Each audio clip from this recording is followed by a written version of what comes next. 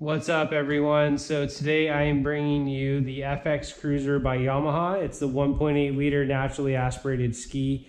For 2021, they come in two colors. This one's a blue one. They also have a green one, which is a pretty cool color, but I wanted to stick with the Yamaha blue. So basically when I was doing the reviews on this ski, I couldn't find much. So I just brought this home today, probably about 6 hours ago.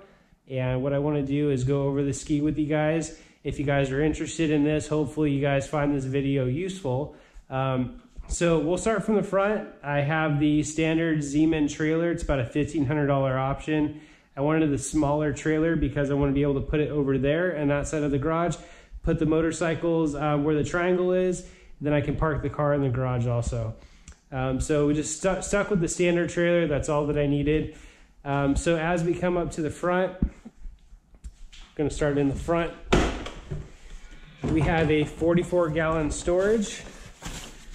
It's pretty big. You can put a nice size ice chest. You can put tons of gear in here. It's a standard size, but it's big enough. It definitely serves a purpose. So with this FX Cruiser, I believe it comes with a couple of different features than the FX HO comes with. There is two different models, same hull.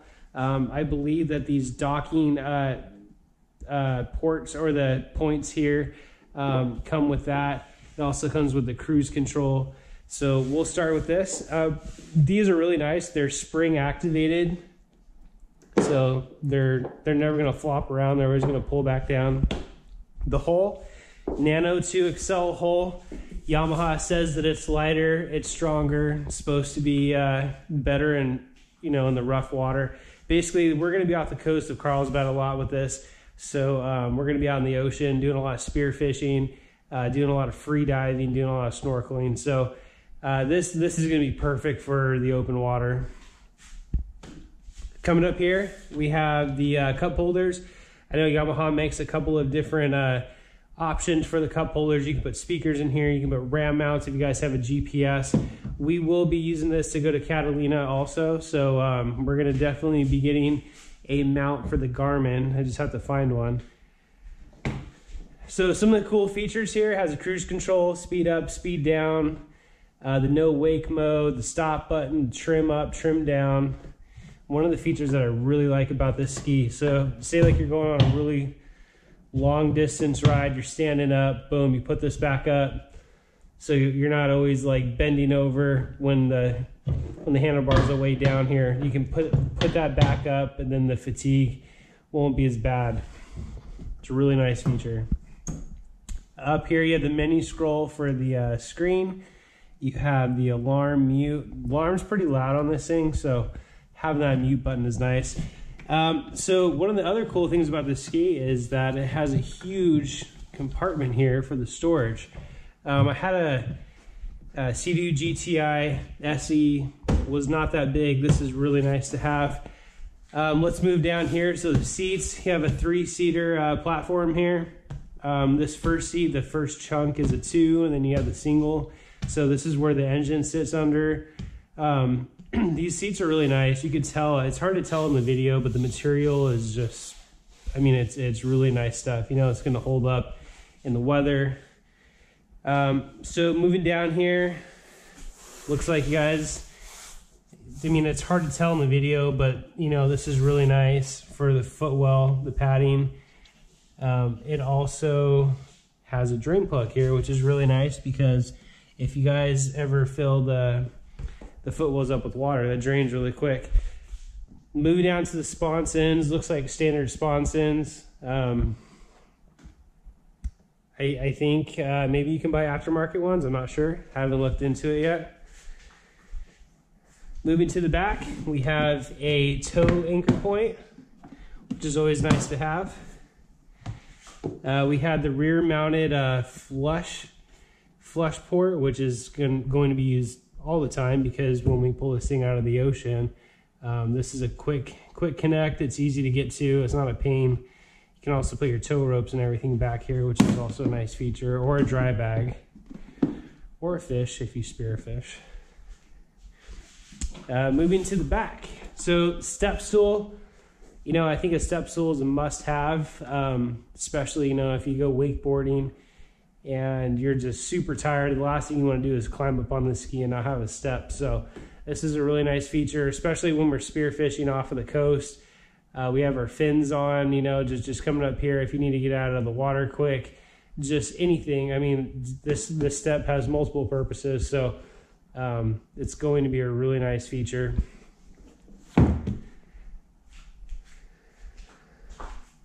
So this is what it looks like from the back. I mean, it's a beautiful ski. I mean, the color is just perfect on here. It's that Yamaha blue.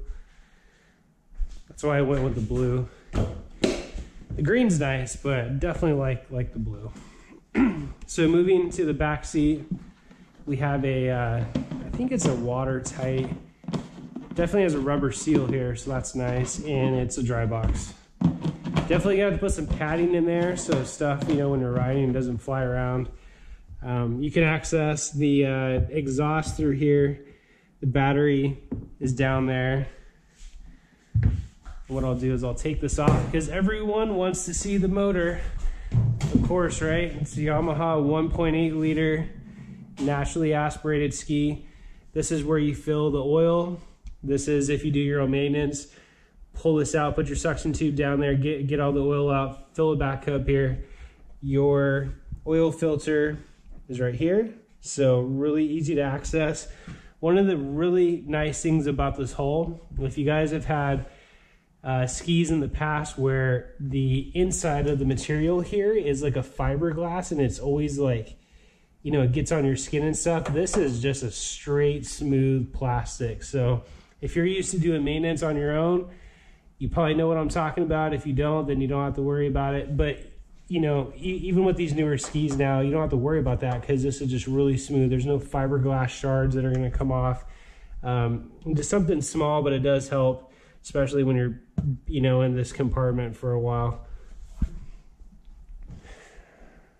So, of course, everyone wants to probably see the screen because Yamaha, I think this is the second year that they had it. I think they had it on the 2020 models. But they have this screen here that's a touchscreen. Super nice. So it gives you the trip hours, fuel info, different drive control modes if you wanted to, you know, if you have a beginner on there, you can set all those modes. Pin settings, you can lock it out, do the wellness, your maintenance hours, you can do a reset, you know, so if you're doing your maintenance, you can always know how many hours are on the ski. You can lock it out. It tells you your fuel, your RPMs, your battery voltage, which is really nice because if you have the ski on for a while and your battery's at a low voltage, that might be an indicator that you need to replace your battery. So you don't have to go in there and check it with the meter every trip, which I've had a problem with in the past. I had been out there and I've been stranded because the battery died and there was no indicators because I didn't check it before like I should have. And then it turned off, but you have the fuel gauge on the left. Right here is a ram mount. So Yamaha, you can mirror the other side. I have a Yuli boom that I'm going to hook up with some type of mount. I'm not really sure what I'm going to do with it yet.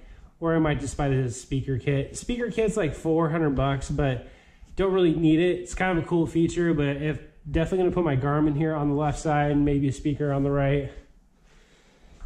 Here we have another docking anchor point. We have another drain well or a drain hole for the footwell, and then our gas cap. So the gas cap, not really sure if I like this gas cap on the front left of it because you have to lean over, but the flip side, like my old Sea-Doo, I had it up here, but then if you would get gas everywhere, it would go everywhere. So at least if you get gas here, you can kind of wash it off with the water, and it's down here. It's not going to get all over the or the dash and the screen and stuff. So it's a nice feature, I guess.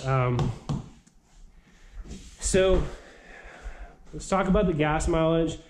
I'm assuming this thing is not going to get I think it's an 18, roughly 18 gallon tank. But one of the reasons why I got the naturally aspirated versus the turbocharged was because we're going to be doing a lot of Catalina runs. So I definitely wanted that fuel range versus the power. This thing does cap out at 67 miles an hour, I believe. Its turbocharged predecessor also caps out at 67 miles an hour. It just does it much faster. But me, I'm not looking to race this thing. And if I do, it's not, you know, I'm not going for first place. So basically this hull, it's the FX Cruiser. So it's the big hull. It's one of the biggest skis that you can get in the Yamaha lineup. So it's going to chop through that water really nicely. And, you know, when you have fins on and you're spearfishing, this is just a really good rig. And then also, you know, turbochargers, I'm not really sure